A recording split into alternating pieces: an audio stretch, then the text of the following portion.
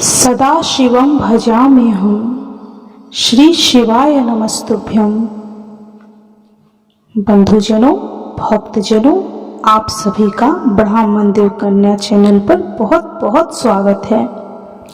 सावन मास में शिव महापुराण की महिमा सुनना सभी तरह के पुण्य फल देने वाला है। आपके जीवन में जो भी बाधाएं हैं, जो भी समस्याएं हैं, उन सभी का समाधान इस शिव पुराण महात्म्य कथा सुनने से हो जाएगा।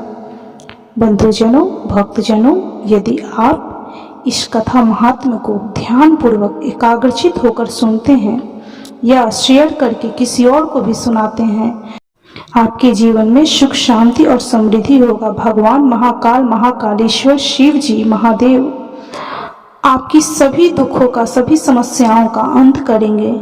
तो भक्तजनों, बंधुजनों, चलिए शिव महापुराण की कथा शुरू करते हैं।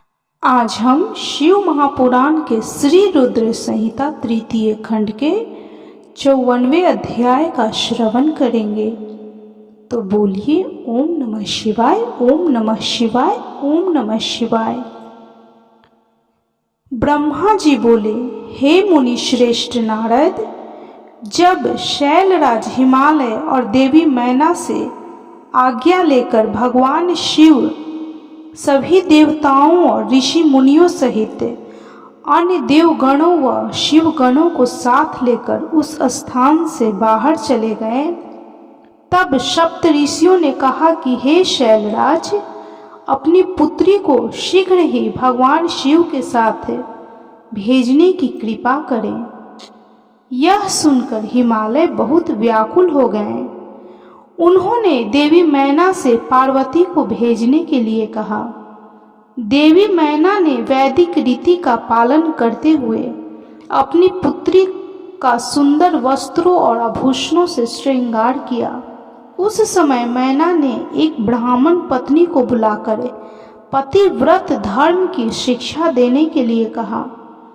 ब्राह्मण पत्नी ने वहां आकर पार्वती को शिक्षा देते हुए कहा, हे पार्वती, इस सुंदर संसार में नारी विशेष पूजनीय मानी जाती है।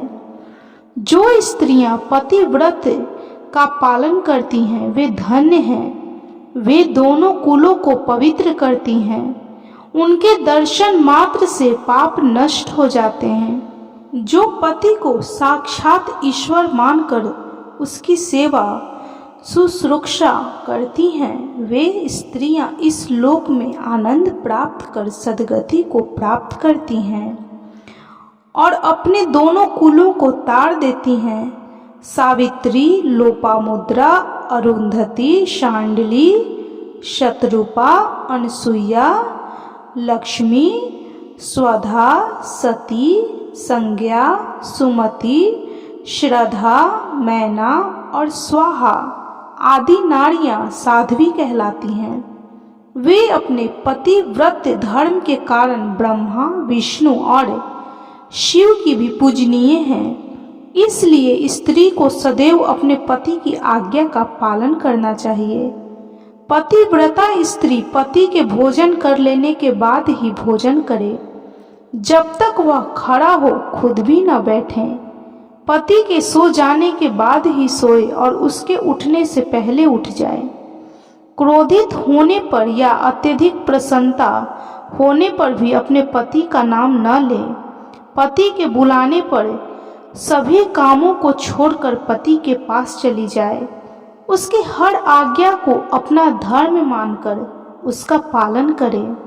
कभी वह प्रवेश द्वार पर खड़ी न हो, बिना किसी कार्य के किसी के घर न जाए और जाने पर बिना कहे कदापि न बैठे। अपने घर की वस्तुएं किसी को न दें। पतिव्रता स्त्री को वस्त्रों और आभूषणों से विभूषित होकर ही अपना मुख पति को दिखाना चाहिए। जब पति घर से बाहर या परदेश गया हो तो उन दिनों में पतिव्रता स्त्री को सजना संवरना नहीं चाहिए। पति के सेवन की चीजें ठीक समय पर जब उसे आवश्यकता हो तुरंत दे दें। अपना हर कार्य चतुराई और होशियारी से करे। अपने पति की हर आज्ञा का पालन करना ही पतिव्रता स्त्री का परम धर्म होता है।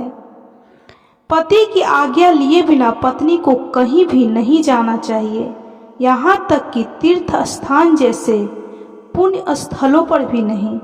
पति के चरणों को धोकर उसके पीने से ही पत्नी का तीर्थ स्नान पूरा हो जाता है। पति द्वारा छोड़े गए जूठे भोजन को पत्नी को प्रसाद समझकर खाना चाहिए। देवता, पितरों, अतिथियों या भिखारियों को भोजन का भाग देकर ही भोजन करना चाहिए। व्रत तथा उपवास रखने से पूर्व पति की आज्ञा अवश्य लें, अन्यथा व्रत का पुण्य नहीं मिलता। किसी चीज को पाने के लिए अपने पति से झगड़ा कदापि न करें। सुख से आराम पूर्वक बैठे हुए या सोते समय पति को कभी भी न उठाएं। यदि पति किसी बात के कारण दुखी हो, धनहीन हो, बीमार हो या वृद्ध हो गया हो, तो भी उसका परित्याग न करें। रजस्वला होने पर 3 दिन तक अपने पति के सामने न जाएं, उसे अपना मुख न दिखाएं। जब तक स्नान करके शुद्ध न हो जाएं, तब तक पति से कोई बात न करें। शुद्ध होकर ही सर्वप्रथम अपने पति का ही दर्शन करें। उत्तम पति व्रत का पालन करने वाली स्त्री को सुहाग का प्रतीक मानी जाने वाली वस्तुओं जैसे सिंदूर, हल्दी, रोली, काजल, चूड़ियाँ, मंगलसूत्र, पायल, बिछुए, नाक की लौंग, कान की कुंडल को सदैव धारण करना चाहिए। जो स्त्रियां सुहाग की निशानी माने जाने वाली इन वस्तुओं को हर वक्त धारण किए रहती हैं, उनके पति की आयु में वृद्धि होती है। पतिव्रता स्त्री को कभी भी छिनाल, उल्टा आदि भाग्यहीन स्त्रियों के साथ नहीं रहना चाहिए, अर्थात उनसे मित्रता नहीं करना चाहिए। पति से लड़ने वाली एवं उससे वैर भाव रखने वाली स्त्री को सहेली न बनाएं। कभी भी अकेली न रहें। वस्त्रहीन होकर स्नान न करें। सदा पति के कहे अनुसार चलें। पति की इच्छा होने पर ही रमण करें। उसकी हर इच्छा को ही अपनी इच्छा समझें। पति के हंसने पर हंसे और उसके दुखी होने पर दुखी हो। पतिव्रता स्त्री के लिए उसका पति ही उसका आराध्य होना चाहिए। ब्रह्मा, विष्णु और शिव से अधिक उसे अपने पति को महत्व देना चाहिए। अपने पति को शिव स्वरूप मानकर उसे पूजना चाहिए। पति के साथ लड़ने वाली स्त्री कुतिया या सियारिन के रूप में जन्म लेती है। पति जिस स्थान पर बैठा हो उससे ऊंचे स्थान पर न बैठे। किसी की भी निंदा ना करें। सबसे मीठे वचन बोलें। पति स्त्री की जिंदगी में सबसे अधिक महत्वपूर्ण होता है, इसलिए उसका सदैव पूजन करें। नारी को अपने पति को ही देवता, गुरु, धर्म, तीर्थ और व्रत समझकर उसकी आराधना करनी चाहिए। पति से कभी दुर्वचन न कहें। सास, ससुर, जेठ, जेठानी, गुरुओं सहित सभी बड़ों का आदर करें। उनके सामने कभी ऊंचा न बोले और न ही हंसे। बाहर से पति के आने पर आदर पूर्वक उसके चरण धोएं। जो मूढ़ बुद्धि नारियां अपने पति को त्याग कर व्यभिचार करती है अथवा दुष्ट पुरुषों के सान्निध्य में रहती है, वे उल्लू का जन्म लेती हैं। पति से हीन नारी सदा के लिए अपवित्र हो जाती है। तीर्थ स्नान करने पर भी वह अपवित्र ही रहती है। जिस घर में पतिव्रता नारी का वास होता है, उसके पति, पिता और माता तीनों के कुल तर जाते हैं। वे सीधे स्वर्ग लोक की शोभा बढ़ाते हैं। इसके विपरीत जो स्त्रियां पर पुरुषों की ओर आकर्षित होकर अपने मार्ग से भटक जाती है, वे अपने साथ साथ अपने कुल का भी नाश करती हैं। पतिव्रता नारी के स्पर्श होने मात्र से ही वहाँ की भूमि पावन और पापों का नाश करने वाली हो जाती है। सूर्य, चंद्रमा तथा वायु देव भी पतिव्रता हेतु नारी का स्पर्श करते हैं ताकि वे दूसरों को पवित्र कर सकें। पतिव्रता पत्नी ही गृहस्थ आश्रम की नींव है, सुखों का भंडार है।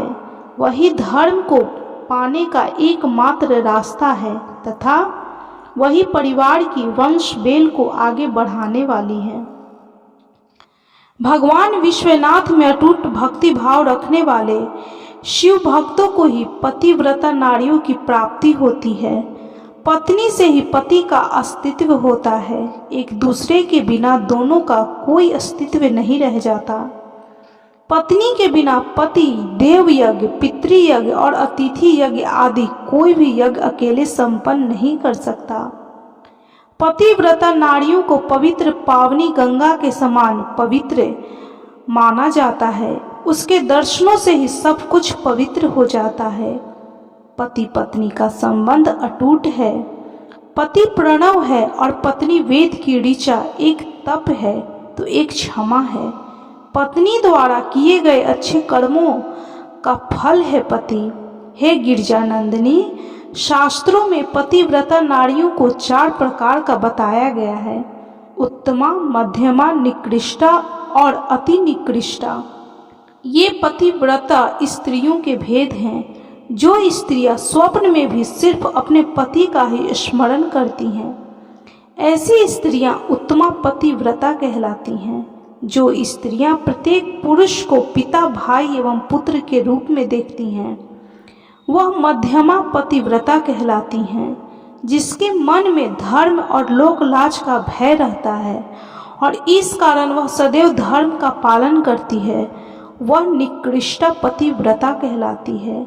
जो स्त्री अपने पति से डरकर या कुल के बदनाम होने के डर से व्यभिचार से दूर रहती है, वह स्त्री अति निकृष्टा पतिव्रता कहलाती है।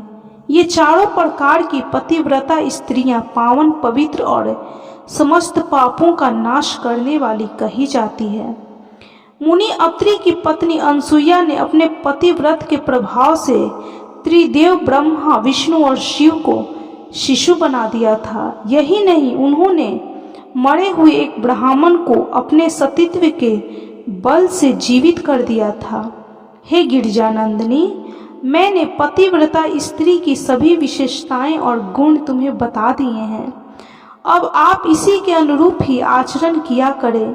अपने पति की हर आज्ञा को सर्वोपरि मानकर उसका पालन करें। पति को खुश रखने से ही सभी मनोवांछित फलों की प्राप्ति होती है। आप तो जगदम्बा का स्वरूप हैं और आपके पति तो साक्षात भगवान भोलेनाथ शिव हैं। आपको यह सब बताकर कोई लाभ नहीं, क्योंकि आप तो यह सब जानती ही हैं और इसका उत्तम पालन भी करेंगी। आपके विषय में तो सोचकर ही स्त्रियां पवित्र एवं पति धर्म पालन करने वाली हो जाती हैं। इसलिए मुझे अधिक कुछ कहने की आवश्यकता नहीं है। मुझे विश्वास है कि आप उत्तम पतिव्रत धर्म का पालन करके संसार की अन्य स्त्रियों के समक्ष उदाहरण पर प्रस्तुत करेंगे। ऐसा कहकर वह ब्राह्मण पत्नी चुप हो गई। उनसे पतिव्रत धर्म का उपदेश सुनकर देवी पार्वती ने बहुत हर्ष का अनुभव किया।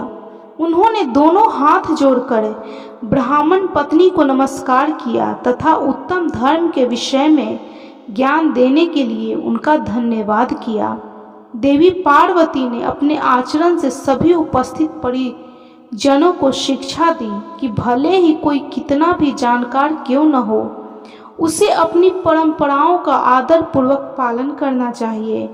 जो अहंकार के कारण लोक धर्म का परित्याग करता है, उसका अपयश होता है तथा वह अपनी संतानों को पथ भ्रष्ट करता है। इस प्रकार ब्राह्मणी ने देवी पार्वती को पति धर्म की शिक्षा देने के उपरांत महारानी मैना से कहा कि हे महारानी, आपकी आज्ञा के अनुसार मैंने आपकी पुत्री को पतिव्रत धर्म एवं उसके पालन के विषय में बता दिया। अब आप इसकी विदा की तैयारी कीजिए। देवी मैना ने पार्वती को अपने हृदय से लगा लिया और जोर जोर से रोने लगी। अपनी माता को इस प्रकार रोते देख पार्वती की आंखों से अश्रु धारा बहने लगी। पार्वती और मैना को रोता देख सभी देवताओं की पत्नियां एवं वहां उपस्थित सभी नारियां भाव विह्वल हो उठीं। तभी पर्वतराज हिमालय अपने पुत्रों मैनाक मंत्रियों के साथ वहां आए और मोह के कारण अपनी पुत्री पार्वती को गले से लगाकर रोने लगे।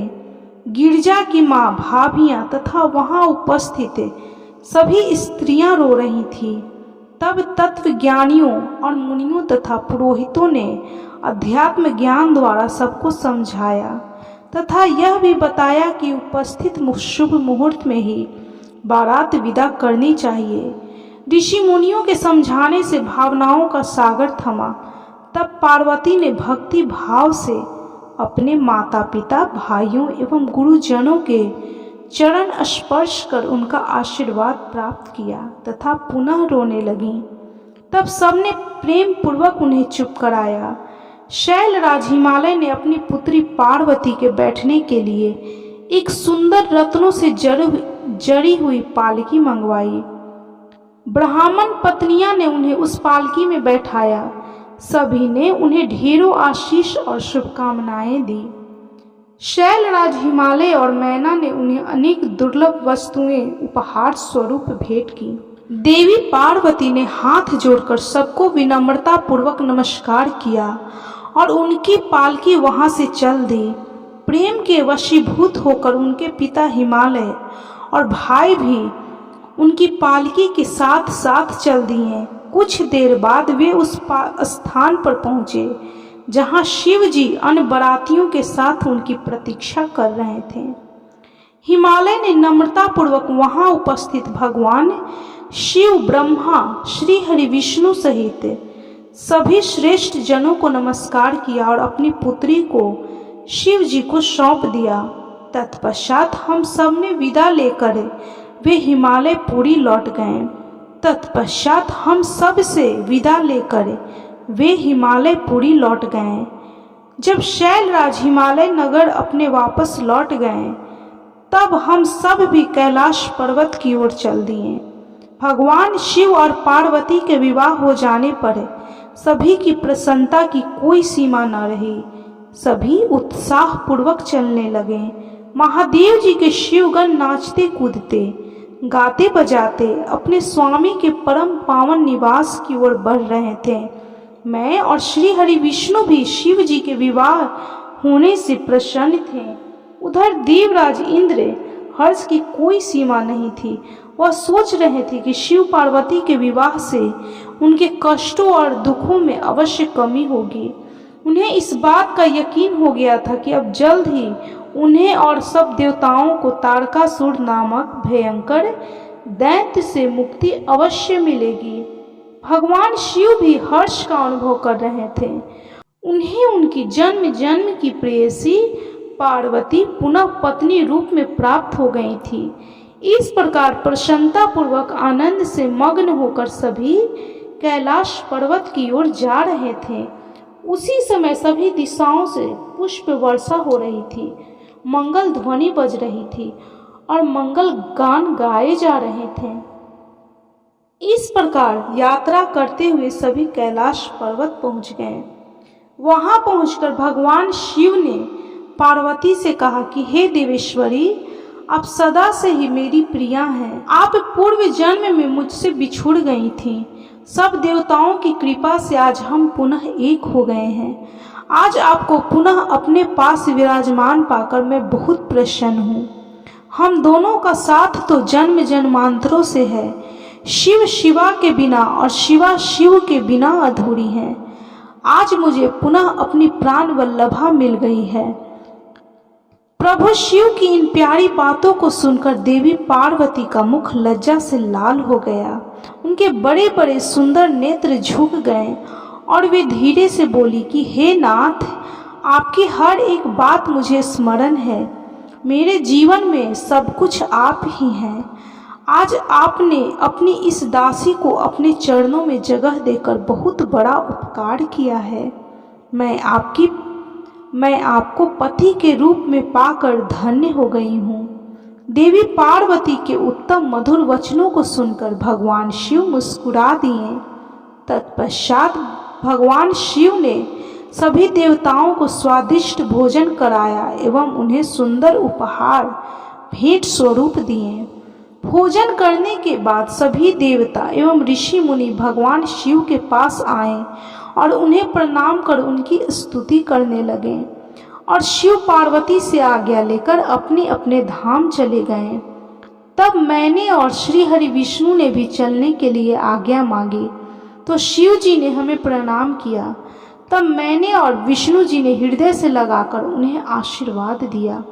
फिर हम भी अपने अपने लोकों को चले गए। हम सबके कैलाश पर्वत से चले जाने के बाद भगवान शिव अपनी प्राण वल्लभा पार्वती के साथ आनंद पूर्वक वहां निवास करने लगे। भगवान शिव के गण शिव पार्वती की भक्ति पूर्वक आराधना करने लगे। नारद, इस प्रकार मैंने तुम्हें भगवान शिव पार्वती के विवाह का पूर्ण विवरण सुनाया। यह उत्तम कथा शोक का नाश करने वाली, आनंद, धन और आयु की वृद्धि करने वाली है। जो मनुष्य सच्चे मन से प्रतिदिन इस प्रसंग को पढ़ता अथवा सुनता है वह शिवलोक को प्राप्त कर लेता है। इस कथा से समस्त रोगों का नाश होता है तथा सभी विघ्न बाधाएं दूर हो जाती हैं। यह कथा यश, पुत्र, पौत्र आदि मनोवांछित वस्तुएं प्रदान करने वाली तथा मोक्ष प्रदान करने वाली हैं। सभी शुभ अवसरों और मंगल कार्यों के समय इस कथा का पठन अथवा श्रवण करने से समस्त कार्यों की सिद्धि होती है। इसमें कोई संशय नहीं है, यह सर्वथा सत्य है। इस प्रकार शिव महापुराण के श्री रुद्र संहिता तृतीय खंड के 55वें अध्याय अंतिम अध्याय की कथा संपन्न हुई। तो बोलिए कर्पूर गौरम करुणावतारम संसार सारम भुजगेंद्र हारम सदा वसंतम हृदय रविंदे भवम भवानी सहितम नमामि। ओम नमः शिवाय, ओम नमः शिवाय, ओम नमः शिवाय। आप भी इस शिव भक्ति की कथा अवश्य सुने। इस कथा को सुनने से आपके मन की जो भी मनोरथें होंगी भगवान पूर्ण करेंगे। आपके जीवन की सभी समस्याओं का भगवान शिव महाकालेश्वर समाधान करेंगे। तो बोलिए कर्पूर गौरम करुणावतारम संसार सारम भुजगेंद्र हारम सदा वसंतम हृदय रविंदे भवम भवानी सहितम नमामि। ओम नमः शिवाय, ओम नमः शिवाय, ओम नमः शिवाय। भक्तजनों, बंधुजनों, यदि आपको शिव महापुराण की यह कथा अच्छी लगी हो तो कृपया वीडियो को लाइक, शेयर और सब्सक्राइब जरूर करें और कमेंट में हर हर महादेव, ओम नमः शिवाय, जय महाकाल जरूर लिखें।